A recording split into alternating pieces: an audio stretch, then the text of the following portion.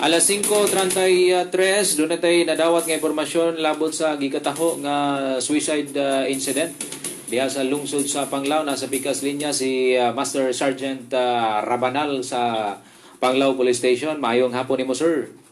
May hapon, sir. Yes, sir. Live ta sa itong programa sa FCB Balita sa DYRD. Unsa ka tinuod, sir, ang maong taho nga dunay hikog, sir, sa Panglao? Positive na, sir. Naghikog sa manihang buntag sa alas 9 dito sa Tawala. Barangay Tawala. Tawala, Panglao. Okay. Nailhan bang biktima, sir? O kinsa? Nailhanin. Pangalan na ni si Pedro Pulgar, Yang Pertes. Pedro Purgar. Pulgar. Yang Pertes. Yang initial niya na. Fuertes ang middle initial. Pila edad, sir? Pila edad? 55 anyos. 55. Minyo. Tagaan sa man eh? Taga Barangay Hermosa, Bataan. Barangay Hermosa, Bataan. Unya, asa man ni kasantang ni Muyos Panglao? Temporaryo na nagpuyo sa Tawala po, Panglao. Tawala. Sa may trabaho ani? Siya, foreman, subcontractor of Signor Construction. Signor Construction. Foreman. Subcontractor siya. Subcontractor. So, naani gipadayong gitrabaho diha? Matod pa sa na ako nung nagipagkaroon na trabaho. Okay. Sa may senaryo ani, sir, bago ni na bangalan ng pateng lawas? Sa atong alas 9:30 sa buntag, namintik nga batanong laki niya. Namintik? Oo. Isda? Nanirador o nanirador. Samtang ngayabot dito siya sa lugar, nakita niya yung mga patayang lawas na nagbitay na. Nagbitay? Midagan siya ang ayos. Itabang sa pulis sa airport na nagbantay sa gate yun mismo, i-verify po sa area kung sa katinuod ang iyang balita. Nakita nila yun na positibo yun na tao nga nagbitay. Okay. Doora din sa airport? Layo-layo po siguro mga 200 meters o 300 meters ikan sa airport. Pero sakop pa ni Tawala? Oo, sakop sa Tawala. Okay. Unsa man tong punuan nga gibitayan, sir? Punuan sa Lumboy. Punuan sa Lumboy? Oo. Unsa may gamit? PC? PC. Okay. Dakong PC, panghutanay o baka. Oy, pastilan.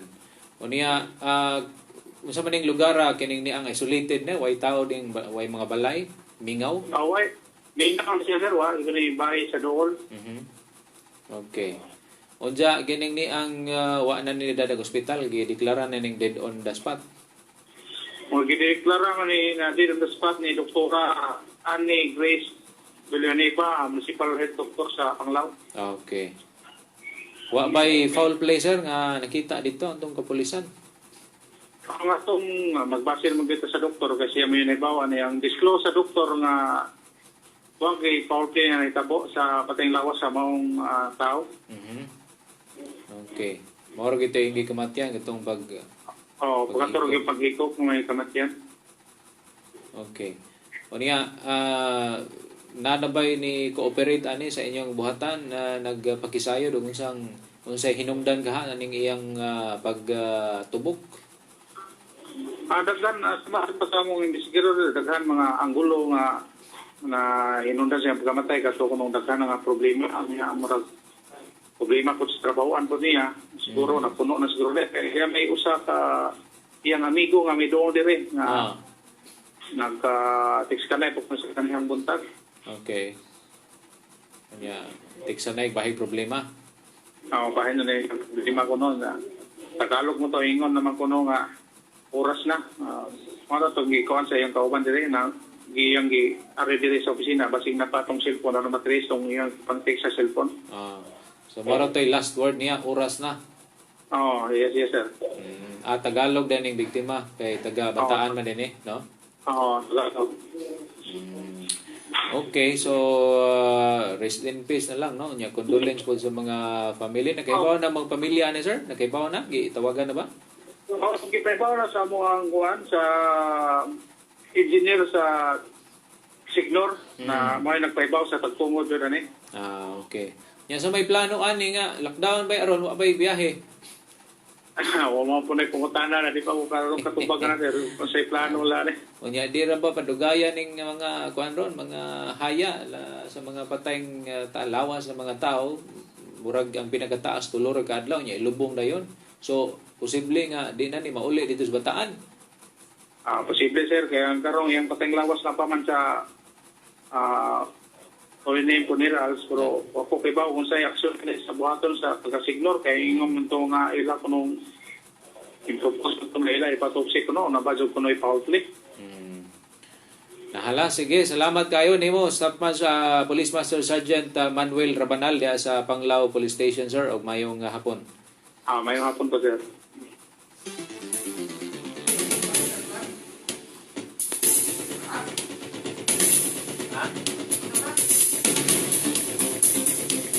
Alas 5:39 samtang sa laing bahin sa itong mga balita, subling nagpasidaan si Gobernador Arthur Yap nga sundon ang mga protokol sa agresibong prebensyon kay limitado ang pasilidad sa pagduma sa dinaghang kaso sa inspeksyon.